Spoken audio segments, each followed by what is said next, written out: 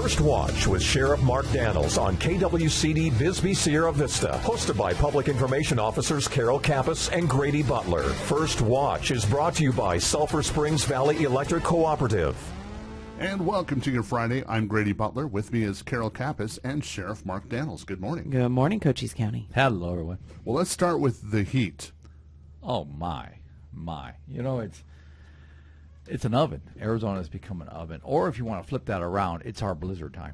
Yeah. You know, seriously, it's so hot here. And I don't see it getting better for next week or so. They said the monsoons at least another week, but we need rain so bad. It is so dry. And then you throw this fire, the smoke in the air. But, yeah, it is just an oven. I had to be in Phoenix Wednesday for an Arizona post meeting, which is a police officer standards and training meeting. You think it's hot here, which it is. Then go up there. Wow. But once you get above 100, does it really matter? No. Does it really matter? You're baking inside. You're a potato. You just don't realize it. And so, but like Grady was saying, it's supposed to be monsoon. We're supposed to be getting a lot of rain. We can keep our fingers crossed. And we want to make sure that people are prepared for that. So seriously, now when it's this hot, you don't want to think about sandbags or anything else. But please do. Start being prepared. It's great to be proactive. It really is. And I think people need to really, especially with this heat, it catches you. And that's why we get a lot of our search and rescue right now, because they come here, they don't realize the impact of the dry heat, number one. Number two is the endurance of it without water. It just comes out of you. And a whole different exposure to the weather and stuff. So, yeah, just be careful. Make sure you're drinking a lot of water out there, especially if you're going to be out doing stuff like you're talking about, Carol, preparing. But I know in Phoenix, this is me speaking too, besides work, I don't go out during the day a lot, especially between like 10 o'clock till 4 o'clock. That's the time you stay inside, and then you do your activities once it starts cooling down. Well, let's talk about ALA soccer. Yeah, we finished up our camp last week. I want to thank all the parents, ALA, and also all the student athletes that came out there and students. We had 70 kids at the camp. And I want to thank the coaches that came out, both from the club, the high school, all the different coaches that came out and participated. And we had a professional soccer player from Ghana, and he played in Qatar. I mean, the guy was amazing, great guy. And so he came out, helped us with the camp, but it was just a nice camp. We had a lot of fun. And at the end, we finished up with a 7v7 or 6v6 tournament to include a penalty kick tournament. So they all got the winner teams got a prize and stuff. But it was really nice. So thank you for that. And I know there's a lot going on when it comes to summer camps, different things happening. ALA is doing a wrestling camp next week. If you're interested in that, let me know. You can go online. We'll post that too. And but again, there's always something to do for the kids, whether it's the different high schools, football camps, all the things out there. But thanks for coming out. It's a great thing. And you were going to say how great U of A did. I said I'd only say it once, not twice, but once. Yes, and, yes. But yeah, give them a shout out. Truly, I mean, U of A basketball. Well, that's what we think of all the time. We think of U of A. That's why I said it. But U of A baseball and others, you don't hear a lot about it. I mean, for them to do what they did, they sent a message this year, and I got to give them a shout out. I mean, ASU's my team. There's no doubt about that. The Forks are up. But I will say this: U of A, outstanding year, and but they were. And I'm going to say it. They were the first team eliminated, and ESPN, I was watching it because I'm a sports guy, but was watching. They're like, they're the first team to be eliminated. I go, leave them alone. That's my job to criticize them. But either way, what a great season for the Wildcats. And 4 of them are going to be in the draft for going pro, so that's amazing. That is amazing. I mean, because that legacy carries on then. It does. I mean, it does. So kudos to them. Speaking of MLB, Major League Baseball, look at the Chicago Cubs. Now, that's rare. How long have we done the show, Grady? 8 years we were talking about? 8 years, yeah. We're in our 8th year. And I have not talked about the Chicago Cubs. I don't believe I have. So, but because they don't win. They're first in their conference, one of the best records in the MLB. So I got to give them a shout out because next week this is probably going to go the other way. So I'm going to advantage it, capitalize on a highlighter right now. Go Cubbies. That's great. So several times throughout the year, you, for charity, auction off a ride-along. And there's several of them throughout the year, but one of those ride-alongs is actually happening today. It is. Catching up on some of the ride-alongs. And I got Jared Struess, and you've heard about Struess Plumbing, Sierra Vista Plumbing, American Septic, They do HVAC. I mean, they do a lot for this community. All the Struce brothers, they all have their own company in that family network there. But Jared Struce, his wife was supposed to be with me, Susan, today. I hope she's listening this morning. But Jared's with us, and I'm going to give him the microphone. He's not. He said, I'm not, don't put me in the microphone very long. I said, once you start talking, just keep on going. Just run with it. So, Jared, good morning to you, and come on over here and say hi and tell us how you got to be with us today. Yeah, get real close to that microphone. There we go. We were invited to go to Real Wishes, and the wife's a realtor, and we got involved with that.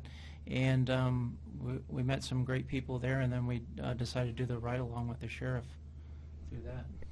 And what's great about it, and this is what's nice, and Jared, you've been at those before, I'm assuming, and whether it be the Huachukans, Dining Under the Stars, or the Real Wishes, which just came from, those funds go to help people in this community. And that's why I volunteered up to do it. Plus, it's a great opportunity for the community to get in the car with me and spend some time, and I get to spend time with them and build those relationships, and that's what we live off. But, Jared, thanks. We're going to go out today. We're going to have some fun. Hey, thanks for having us. We appreciate it. Thanks, Jared. And but no, we do this all the time. I think, was it last year we raised over $30,000 for charity events for ride-alongs Nice. with the sheriff. And again, is it cumbersome? It's a lot of work. It is, because setting the schedule and things like that. But I enjoy doing it, and I'm glad that those funds 100% go back to the organization and the cause. And you were busy last week also, like usual, but specifically, let's recognize the Army birthday, 250 years. It was great. We got up there. We met the military police and the staff at Fort Huachuca at the main gate. They escorted us in, and it was packed. 250th birthday for the Army, and they had soldiers. I mean, a lot of soldiers out there. And I spoke to General Appahans, and he asked me. He goes, "Hey, you're running with us this morning?" I said, "General, let me just be very bold with you here. I can engage with you, I can walk with you, I can talk with you, I can hug on you, all the things we could do, but at the end of the day, I'm a retired athlete. No." Bottom line, no. And but it was a great event. They all took off, and it was a great. And thanks to Fort Huachuca. And I just want to say thanks for the partnership with Fort Huachuca, with our community, whether it be City Service, Sheriff's Office, all the different programs that we do. It's really a positive thing, and I'm glad we have Fort Huachuca here helping us, the community. And on our Facebook page, you may have seen that we had someone who was missing, and Search and Rescue had to go look for someone who was out on a bicycle. Yeah, that got big hits on our social media site because there was a lot of suspicion built in there that was just more than just a missing person. Trust me, we're very conscious of that. We really are. I mean, Search and Rescue, first of all, we get a report on a missing person. Obviously, we're going to take the steps to find that individual. Second thing is, if it starts leaning toward, hey, is there suspicious activity? And we always look, we're the most suspicious cats out there, and that is cops. So we're always thinking that way. And there were some things that we were looking at. At the end of the day, she was found safely. There were some questions that weren't answered, and but I can't compel people to speak if they don't want to speak to us, number one. But number two is she's safe. There's no allegations being made on either side. So what do? Can't develop a crime if nobody wants to report a crime. But either way, I'm glad she's safe, and I want to thank the community for coming out there and just being supportive and knowing what we're doing on that. And not saying we don't respect your opinions. We do, 100%, because something might spark that we're not thinking about. And we also had Hawkeye out there assisting in the search, and that was a great asset for us to have. But moving along those lines, Yuma County Sheriff's Office has a helicopter program as well. And they had a situation where in Dateland, I don't know if anybody's been there, but great date milkshakes, just going to tell you. So in Dateland, going to Yuma, they were flying over, and some guy just shot at their helicopter multiple times. And I was talking to the sheriff out there within an inch of killing one of the occupants of that helicopter. And there's some frustration on that. I was talking to the sheriff this week a couple times where they tactically went back in and took him down. This guy was not a nice guy. Let's put it that way. But they're charging him at the local level for attempted murder. I believe what's the charge, and don't quote me on that. But this should have been a federal case. This is where frustration arises. I mean, it seems like local law enforcement, at the end of the day, they're the ones with the Bissell criminal justice broom. I mean, everybody talks a big game, but at the end of the day, we're the ones having to clean up the mess. That should have been a federal charge. You're shooting at a law enforcement helicopter, and you hit it and almost kill people inside, and No, and that's where the sheriff's frustration is. I'm gonna highlight that, echo that. I would be upset just like he would be. But again, hate to say, at the end of the day, let's control our destiny. That is, if we can get this guy prosecuted, and that's what his local county attorney's doing, the sheriff's doing, and right thing to do.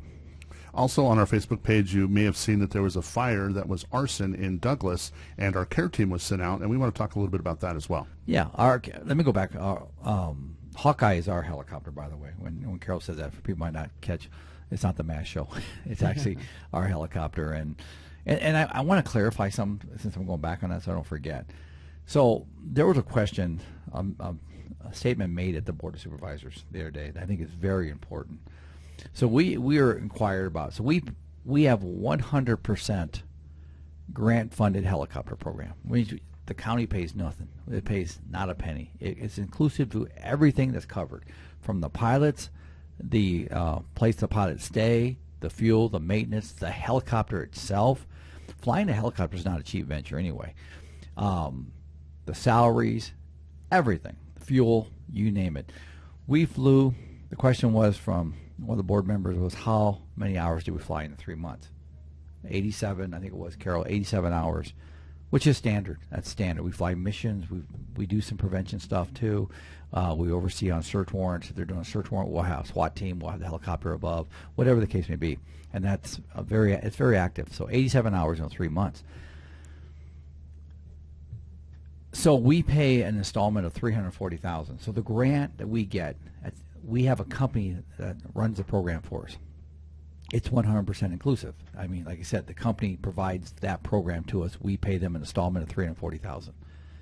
Very simply put, the comment made at the board was that, and we've been doing this for 2 years. This ain't like a new concept. The comment at the board was it costs 3,000 hours, $3,000 an hour to fly the helicopter.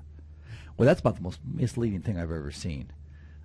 It's the entire program that flies, not just, to fly the helicopter. So either way, it was very misleading. It upset some of my team members. I told them I'd address it, because the fact is we have a program that provides oversight for public safety in this county at no cost to the community, no cost to the taxpayers here, to make sure that if there's an issue, a lost child, or rescuing somebody like we just talked about, whatever the case may be, or keeping my law enforcement safe while they go into a residence, high-speed pursuit, and that's one of the reasons we got it. We were getting hit so hard a year ago. All the things that we use a helicopter for, and that had to be criticized. So again, I question, number one, the lack of detail in that statement. That's why I say it's misleading. It should have been outlined. No, that covers everything 100%, and it costs the county nothing for it. So again, I just want to make sure I disclaim on that. So I'm getting a tangent Reader Digest version here, so I'll stop there. And they also use it, like you said, for SWAT missions. And they did have a recent SWAT mission where it was pretty successful in getting someone who's charged with a sex offense off the street. It did. We took an individual down this week that was accused of some very egregious sex offense with children. And you got to think, when people are doing crimes of this nature, and all of a sudden the cops hit their door, it's not like they don't know what's going on. And they realize that we're there, obviously, not to share a cup of coffee with them. So those risks are high. When you take somebody's freedom away, that risk becomes elevated. In this case, no different. So having a helicopter above us, where if he runs out back or he stages in the backyard in a barn, we can see all this. We can see an oversight when we have direct comms with that helicopter. It's amazing. County can't afford to own a helicopter. County can't afford to buy a helicopter or run a helicopter. We have found alternate means to make sure we have that resource in a rural county, 38th largest landmass county, to have that ability that if my officer, my deputy, my border team is up in the mountains, gets hurt, I can get that helicopter to him very safe. So to complain and say this is costing us that much an hour is very misleading, very misleading. Well, let's go ahead and talk about that fire in Douglas now. So the fire in Douglas, again, we deal with a lot of situations, like we said a minute ago. When we get to these calls, and there were some rumors out there that we weren't notified, we didn't respond, or whatever all that stuff was. It's such nonsense that we get a 911 call, we go. I don't know a time where our deputies didn't go after a 911 call was notified. But the bottom line is this: we went, sad situation, but again, we had our care team, which is our mental health responding team, another program 100% funded through a program that costs the taxpayers nothing, where they responded. We're dealing with, looking into the mental health aspect, because we have to look at the whys of it. Any investigation, we're not going to speculate. We can come together and we can look and see what's the facts pointing us at. In this case, we look at mental health, and that's what we're doing in this one too. A lot of speculation on this one, but we don't want to speculate. Let the facts speak on this one. Carol, you want to add anything on that I'm missing? No, I think it's important that people understand, we are able to take in all of those comments, and then we do backtrack and make sure that they're accurate. And we want to make sure that people understand that we do respond. Even though this appears to have been an ongoing issue, there's a lot of things that we can and cannot do.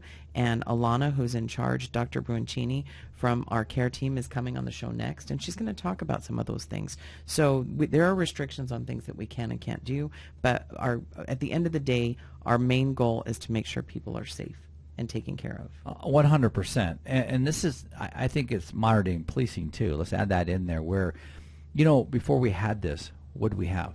We have enforcement tools. Having the ability to look at mental health as a why and then direct the resources there and keep my law enforcement back on the street. Remember, you got to have, it's called mental culpable state. You got to have the right state of mind to address a crime and commit a crime. If it's mental health that is the causation and the why, let's get them in the right resource instead of clogging up a jail that's already in dire need, and instead of clogging up the criminal justice system, which is already backlogged here in Cochise County. We're a rural county. We don't have a lot of those resources. So again, it goes back to having this mental health care team. I thank Dr. B and her professionals. They do an amazing job, And if I can just share a story, we had a guy that recently was jumping in front of cars out here on the highway, and I heard the call come in, and I was heading in that direction. I was heading to Tucson for a meeting, and here he was, and he was jumping. And so I pulled in there, and I didn't recognize him at first, but he made a comment to me. He recognized me. He goes, "Daniels," he goes, "do me a favor, man." He goes, "take care of my family." I said, no, we're going to do that together. We're going to do that together. I called the care team, because this was obviously, is there a crime to obstruct traffic? And, oh, you bet. But come on, let's put this in perspective. This individual was going through some mental challenges. Care team was there within 15 minutes. Our dispatched them out, and they respond. They don't look like cops. They are medical professionals. They got there, and he was talking about where he couldn't get help. He couldn't do all this. Within moments, they had him transported, heading to Tucson for treatment. I saw him about 2 weeks later, and he was a whole different person. Thanked me for the resources we provided, and I see him still today. So again, we took a situation, it could be a crisis, we diverted it, and we got somebody back on path. So that's what the care team is all about. Well, Carol, tell us about some of the scams that are going on right now. Oh my gosh. So this is just an ongoing thing, and they're getting even more detailed. But we got calls earlier this week about people receiving text messages about warrants that were out for their arrest. Now, this is kind of a little bit hard to put these pieces together, because a couple of the calls we got were from people who were older, but they did have cell phones, smartphones, that got text messages.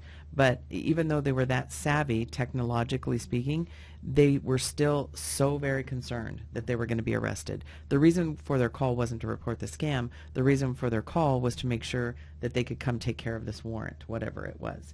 So we have to be constantly vigilant and sharing with friends and neighbors and loved ones and family. Don't fall for this. The telephone ones, if you answer one and you hang up on them, you'll probably get 17 more in the next hour.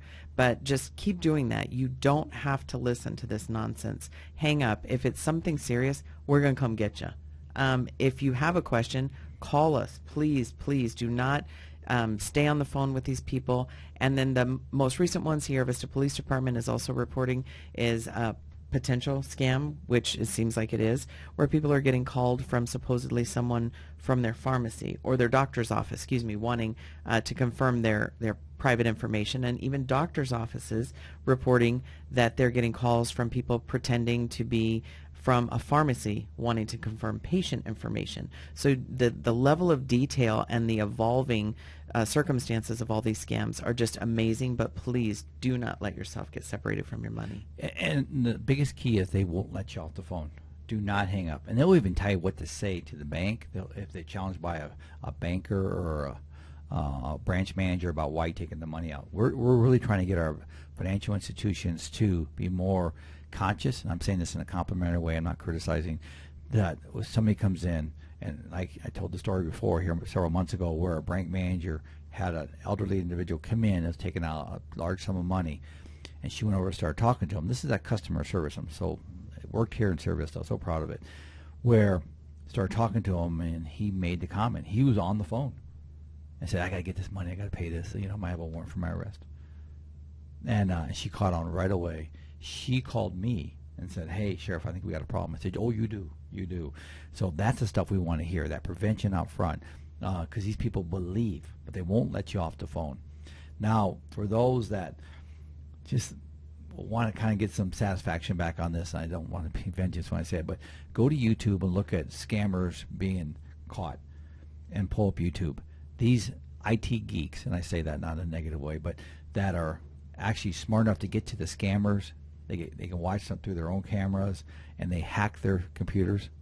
It's amazing to watch that. It's almost satisfaction itself, because these people are scamming elderly. They're scamming anybody that will turn over some information and then get a dollar bill out of them. They're creepy. Let's just be honest with it. So watch some of that. These IT geeks. I think we need more of them. There's a program in this country. Let's build IT geeks, and let's go out to these scammers. Seriously, because they're good enough to get in those computers, and they will hack the crap out of these scammers' computers, pretty much shut them down unless you want to get a new one. So again, if you want to get a little satisfaction, go back and watch that, because they've done enough damage in this country and beyond. Mothers Against Drunk Driving. Yes, that's coming up next week. Their awards, and our recipient, Deputy Bronstein, and this guy is an amazing deputy. He had 196 arrests last year, 566 traffic stops, 45 impaired driving arrests, and 16 aggravated driving arrests. The guy's just doing an amazing job, and that's also included in answering normal calls. So he's our nominee. That's going to be next Friday night. I'll be up there in support of his efforts and recognition. So Deputy Bronstein, thank you for the effort up there and what you're doing. And one of the things that we're also looking at in our neighborhoods and communities, and we want to make sure people report it, is just you have to take some level of being proactive and situational awareness, knowing your surroundings. But there's a lot of reports of people having their cars broken into. They're not broken into in that sense of the word. They're simply not locking their vehicles. I know that there's a couple of law enforcement agencies nationwide who have the 9 p.m. check-in, and if you're older, you remember when the TV used to come on and say it's 10 p.m. Do you know where your children are? Well, Yeah. This one is an effort to make sure that people know at 9 p.m. you make sure all of your vehicles are locked outside. And that's only because we've had a rash of people coming through areas of Sierra Vista specifically and going through cars, and what they find is what they keep. And then they also throw your personal information out. Grady, you were saying that it was on your street corner, registrations, vehicle registrations, things that you might have stolen from a glove compartment. And people leave their doors unlocked, and they forget, they have personal information in there. They have purses, they have change, they have guns, Yeah. they have, wallets. Please make sure that you don't leave your personal information in your car. I mean, as far as your person, etc., but lock your doors. Yeah, and harden the target. Remember the old, don't make a soft target, harden the target. And look at the pursuit we had a couple weeks ago where the folks pulled up, 3 dogs in the car, left their car running, unlocked, went to the front of the business to grab their food. It was takeout. And suspect jumped in the front, took off with their car, and stole it. Again, harden the target. It only takes a second. I see it all the time in the morning, and I think we all have. They pull up to a convenience store, leave the car running. Boy, is that not vulnerable? Is that just not? For somebody that has no respect for others, they're just going to jump and go. And then, again, the odds are it's hard to get them back. It really is, or we'll find it a week later. But, again, just harden the target and lock those doors. I know one of your safety messages is going to be bicycle safety, because there was another bicyclist hit. Yeah, this morning, right there at Cannondale Flores in 92, excuse me, where a bicyclist coming through got hit by a car. And we got to be careful. This time of year, they're out there. They're all over the place, the bicycles. They have the same legal right as a car. They got to obey the laws just like a motor vehicle.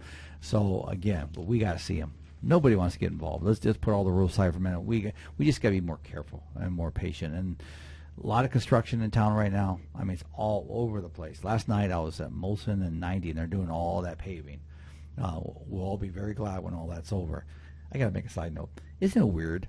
Right in front of Target. You guys, the mayor's coming on here in a minute, our infamous mayor, and where they left that one strip in front of Target. Just to annoy people. Yes, let's just go right to the conspiracy thought on that. Yes, the whole road's done, except right there from like Treetop up to the intersection. That one strip. It's almost like ADOT's like, well, not today. We'll get you in a week. So get that done. Actually, they're wanting you to see the before and after in real time. Yeah, maybe they're got a little ceremony ribbon cutting. We're almost done. Here, we'll cut the ribbon. You know, but either way, I was coming through there yesterday about 6 o'clock, and we had two of my deputies working traffic control for the construction. And man, one car come up and almost just right at the deputy, and he stopped last minute, and the deputy's like, "Hey," I felt bad for him, and then he was trying to go a different way. Folks, listen and look at the law enforcement. They'll tell you how to go, but it's slow down on. If you're in that construction zone, if you put yourself in that position, bring your patient pill because you're going to need it. It's a long one. And you went to an Arizona Post meeting, and then that led to your stop of the week. But tell us a little bit about what a Post, just again, remind people what you do at those meetings. So I'm the chairman for the Police Officer Standing and Training, and that is the license that every law enforcement in the state owns, from the troopers, the deputies, and the officers. If you're enforcing the law under state statute and certification, that board oversees the standards, the training, and if there's a discipline involved, like you get in trouble. And I encourage, and I continue to say this, every chief and sheriff should have their young troops there. When they graduate, take them up to a post board, because when they get in trouble, and then to see them months later coming in front of this board and saying, please don't take my certification, don't revoke my certification, you know, I love what I do.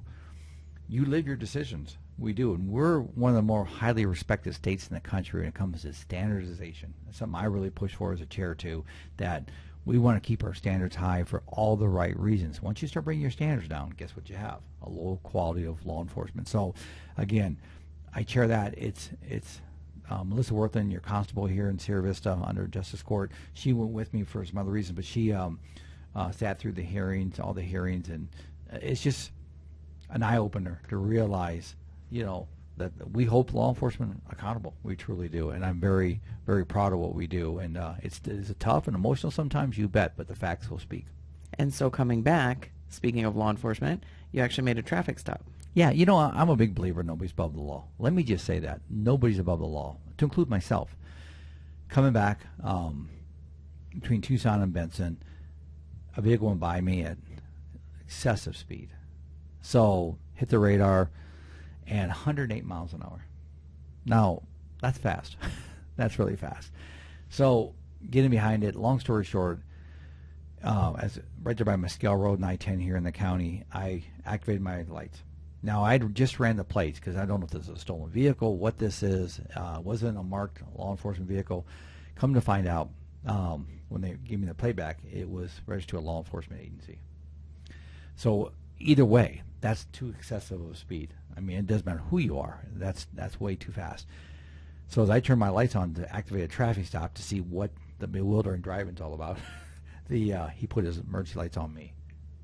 Well, that's all fine and dandy. We're not going to play the power game. But long story short is, he turned them off, pulled into the outside lane. I pulled in behind him still with the lights, and he continued on, turned his lights back on, and then eventually slow rode to a stop. First of all, unprofessional. I mean, walked up. I asked him if he's on an official call. He said no. I said, well, turn your lights off. And then it went from there. Long story short is, yes, I addressed him and law enforcement. He was heading home, not on a call. Again, whether you wear the badge or not, it's irrelevant. We all have due diligence to be safe in our driving and obey the laws. There's a time we have to speed. Officer involved shooting, we're all going to get there. I'll just tell you right now, we're going to get there. We're going to get there as fast as we can, safely, of course, but we're going to get there. But just to do it because you want to get home, not unacceptable. And so does that stir up law enforcement? Well, the sheriff, he stopped the law enforcement. Yeah, it does. But I will hold by that to the day I'm no longer a cop and beyond. So, again, slow down for my law enforcement friends out there. Well, Sheriff Mark Daniels, we thank you for coming and talking to us today. Appreciate it, Grady. Thanks. Carol, have a good day. Wish Jared and I a good day. Good luck, Jared. Fun. Yeah. All right, bye, everyone. And Carol, who do we have coming in next? We have Dr. B from the care team. First Watch on KWCD Country is brought to you by Sulphur Springs Valley Electric Cooperative. Giving you an inside look to your sheriff's office. Let's go back to First Watch on KWCD. And it's brought to you by Sulphur Springs Valley Electric Cooperative. I'm Grady Butler. With me is Carol Kappas and our next guest. Welcome back, Cochise County, and thank you so much, Dr. B from the Cochise County Sheriff's Office care team, for being in with us today. Good morning. So tell us a little bit about what the care team is. All right, so the care team is the care team is the community assistance, response, and engagement team, and we are an alternate response unit within the Cochise County Sheriff's Office. Alternate response is something that isn't law enforcement, fire, or EMS, and we fill a gap when something isn't a crime, a fire, or a medical emergency, because not all 911 calls fall into those categories. We have our crisis mobile units that are part of the Mental Health 988 system, and that's a different part of our mental health universe entirely. Our unit is through the 911 system. It's part of emergency services, and we respond to anything that either CCOM, our dispatch center, deems an appropriate behavioral health call. So maybe someone is obviously having a behavioral health problem, or maybe there is a crisis situation that could have de-escalation as a part of what's going on scene. Someone is just having a really hard time. It's obvious that more hands that can calm that scene down would be appropriate. Maybe there's a lot of people, maybe there's a tragedy, maybe there's kids involved. Those are times where we would be helpful on scene, anytime that someone maybe wants to harm themselves. Other times, once law enforcement has deemed a scene safe, we may come out after the fact, or we get referrals from our law enforcement partners. They've determined the scene's safe, everyone's calmed down, but that family or that community member definitely needs follow-up. Whatever caused the 911 call, maybe it's calmed down in the moment, but it's probably going to come back. So we reach out to that family or community member and work with them until whatever caused the crisis that led to 911 has significantly calmed down, or maybe we get rid of it entirely so they don't need to call 911 anymore. And so with that being said, what are some of the successes that your team sees? So we really run the gamut. There's all kinds of reasons people end up calling 911. And sometimes it is for obvious behavioral health reasons. They have something in the lines of anxiety, depression, hallucinations, that is specifically why they're calling 911. We connect them to mental health services. We get them engaged in community medical mental health agencies. Other times they're having life problems. They have mounting legal issues. They have housing issues. They have domestic issues. They have issues with their neighbors. And so we go out there, we connect with those families and those community members, and we really figure out what are all of the life problems that are piling on top of you so much that you need to call 911. Calling 911 shouldn't be a normal part of anyone's life. Like, nobody should call 911 frequently. And these folks are calling 911 a lot. And technically, anytime you call 911, that is a crisis. Like, we shouldn't be calling 911. So we are going to figure out why is that happening. So we figure that out. We untangle the mess that is getting 911 to be a part of their lives and get that sorted out for them. we help people with pets, we help people with housing, we get people into treatment, we help people find long-term care.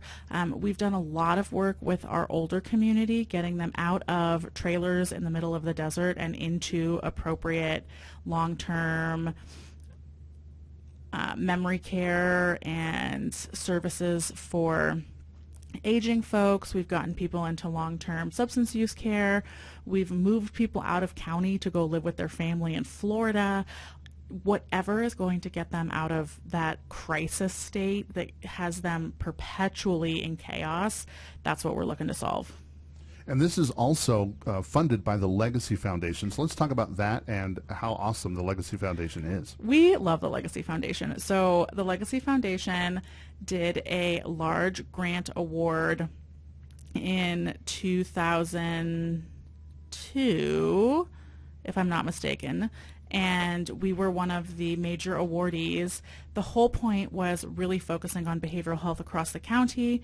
We work with other agencies and entities that were part of that grant awarding, and just bringing all of these people together to focus on improving mental health in the county and access to mental health and having all of the partners talking to each other.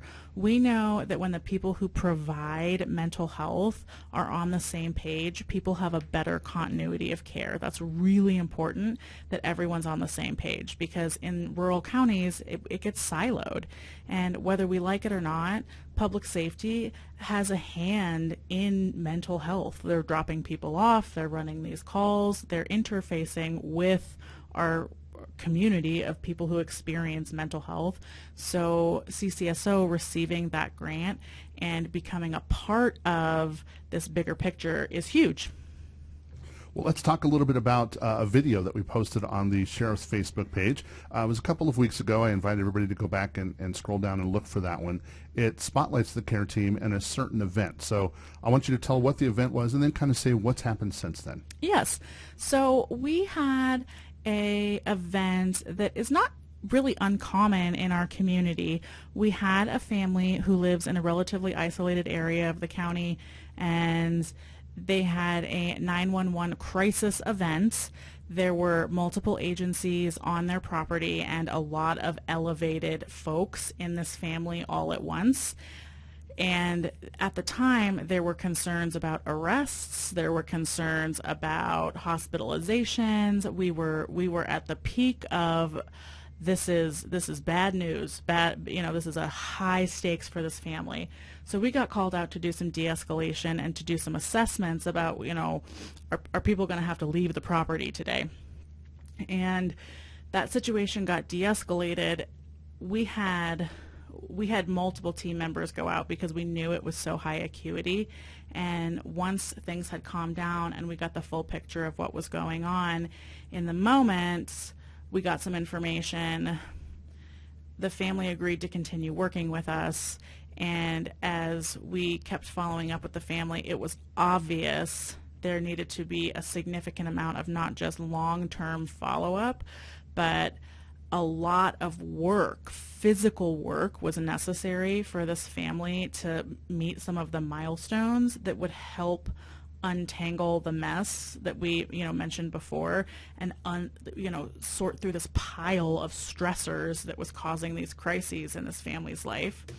And I was doubtful. That the massive amount of work necessary and all the things that needed to align, just highly unlikely.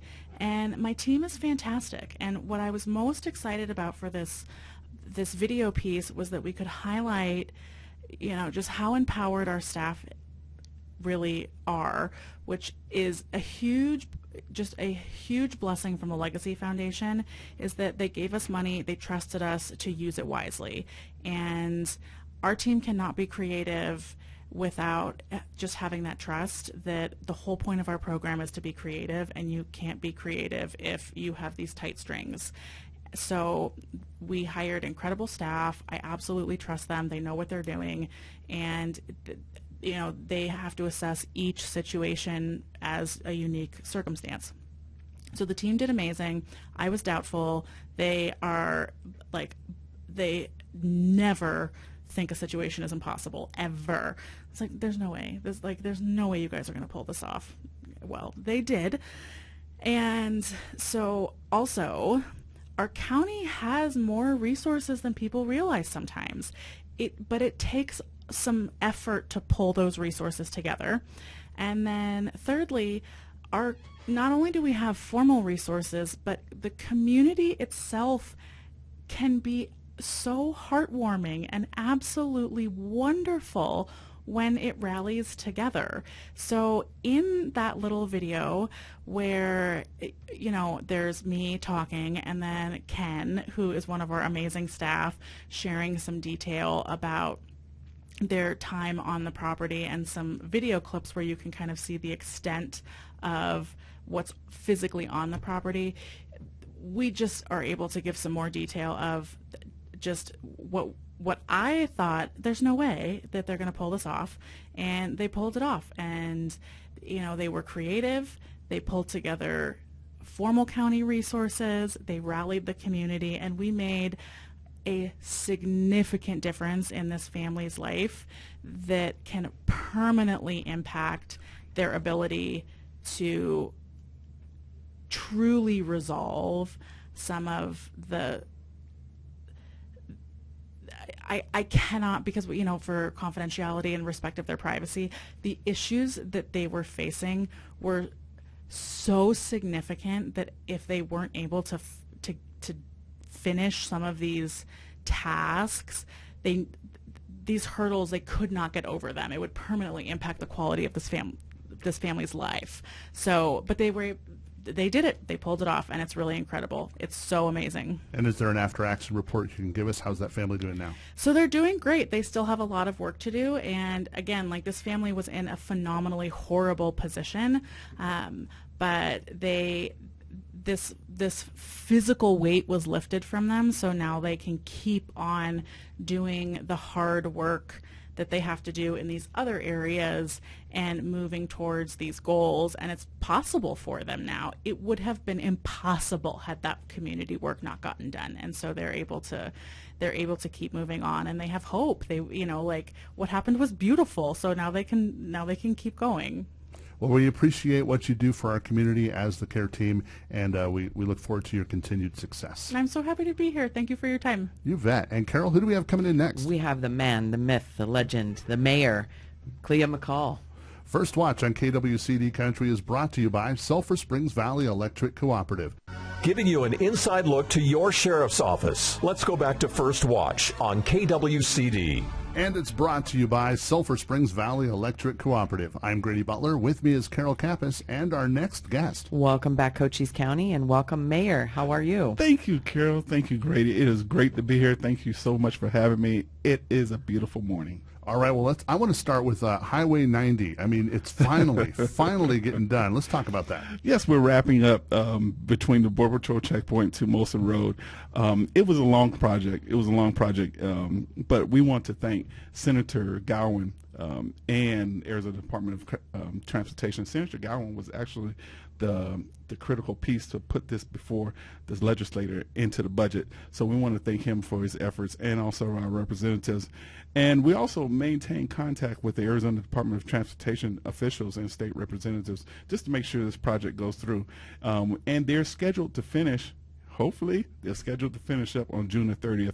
They have some more paving to do, as well as some street sealing and striping. So I hope the citizens and the residents are very pleased with the smooth roads in front of Target and used to be Lawley, but now it's at Morris. So we're happy. We're very, very happy. And we also have a lot more construction, so the MLK Parkway improvement. Yes, ma'am. MLK Parkway improvement. If you have been by Walmart, we are improving the road conditions over there. That little stretch of road between Avenida Escuela and Highway 90 was $1.2 million. So just give you a little sense.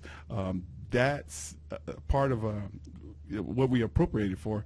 But we want to make sure that our roads are great. There's no potholes, and our citizens are well taken care of, and your tax dollars are being used for improvement of the city.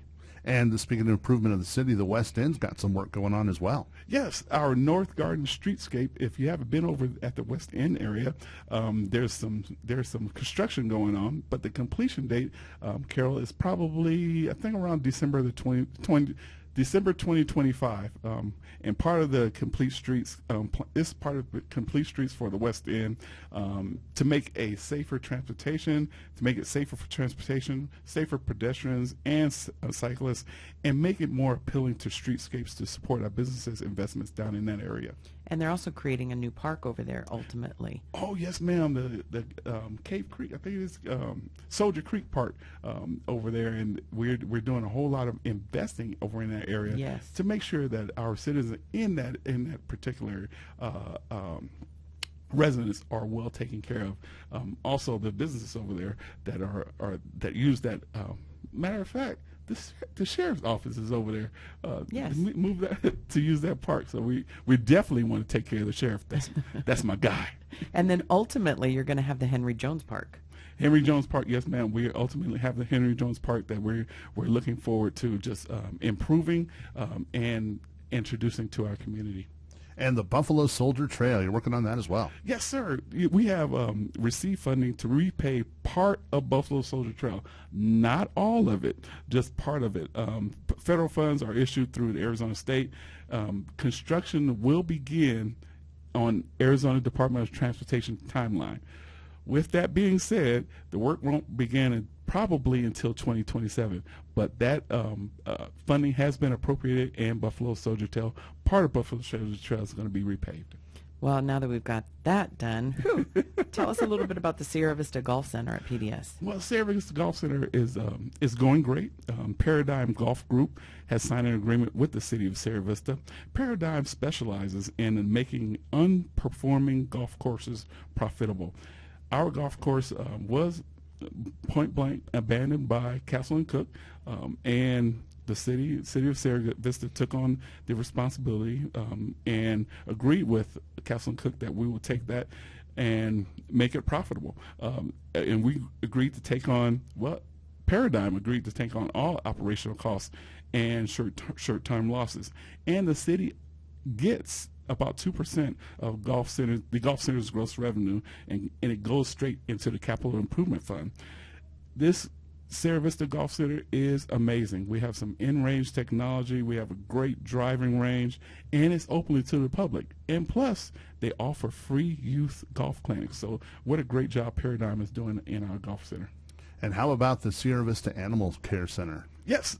Sierra Vista Animal Care Center has completed its largest expansion.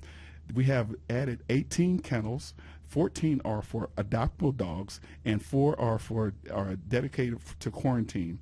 This was a $2.7 million project, was from design and construction, and we have additionally allocated $200K for a new puppy house. So Arizona, the Nancy J. Brewer Animal Care Center is going great, thanks to Ms. Garcia and her staff out there. Also to Sierra Vista Police Department that's doing a great job out there. And the Henry F. Hauser Museum. The Henry F. Hauser Museum, it is great if you would go over there and just check it out. We have completed expansion and renovation of the museum, and we have increased our exhibit space by 50%. And it highlights what it does. It highlights the natural and cultural history of Sierra Vista as well as Cochise County. How's the Sierra Vista Fire Department doing? Sierra Vista Fire Department Chief Jones, they are doing amazing work over there. We have budgeted for 2 new fire trucks in town and 1 new ambulance. And also we're in design for Station 4 expansion. If you on Buffalo Soldier Trail, yeah, Buffalo Soldier. The station number 4, looking at expanding it with an engine, a fire engine out there, hopefully in the near future. But we have also experienced some increased medical service calls in the last couple of years. But the city of Sierra Vista continues to invest in public safety infrastructure to ensure the safety of the Sierra Vista residents. And Sierra Vista Police Department. Sierra Vista, this is my heart. Sierra Vista Police Department, Chief Heiser is doing amazing work. Our staffing is almost full, but talking with Chief, we're bringing back our traffic units. So those people who likes to speed and disobey laws, and, you know, this was requested by Sierra Vista residents that we need more traffic enforcement. So we're listening to our constituents. He's bringing back the traffic unit. He's also implemented some new professional standards office to streamline complaint investigations and make the department more accountability. We did have our canine, one of our canine retires, but Chief Heiser is bringing back another canine unit and the motorcycle unit. So the Sierra Vista Police Department is amazing. Those are my guys and girls. I'll give them a shout out. All right, y'all.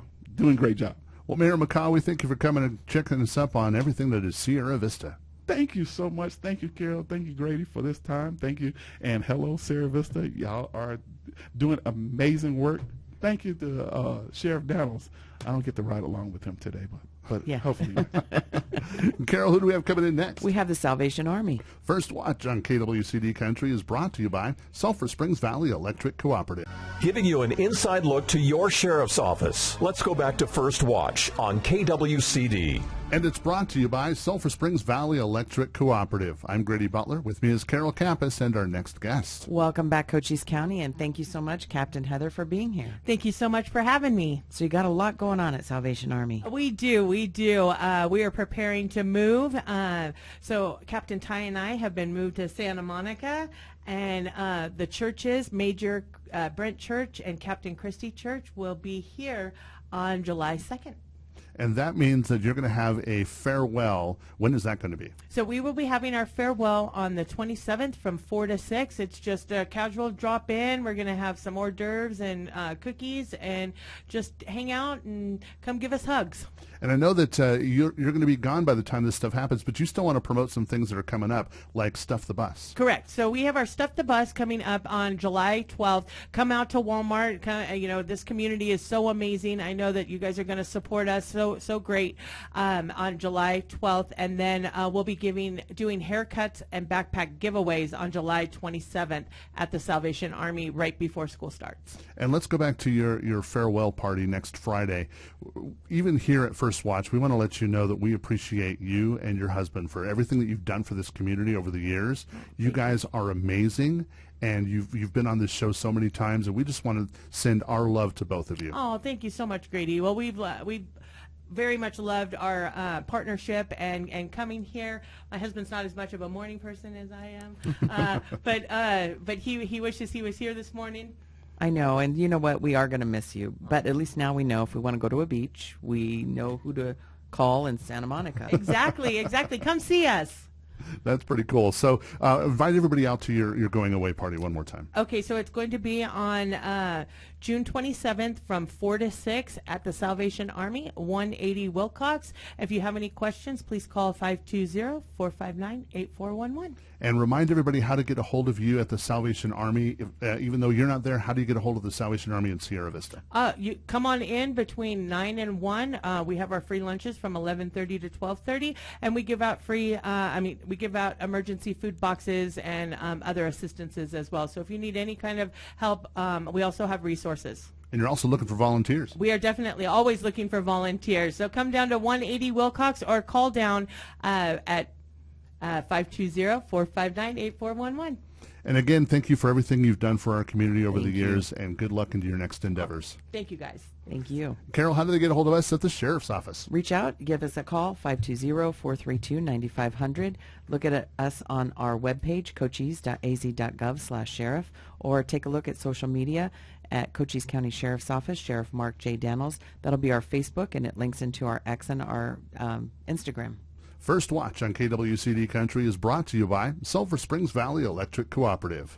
You've been listening to First Watch, brought to you by Sulphur Springs Valley Electric Cooperative. Keep up to date. Follow the Cochise County Sheriff's Office on Facebook. And tune in next Friday, 7 a.m. for First Watch right here on KWCD.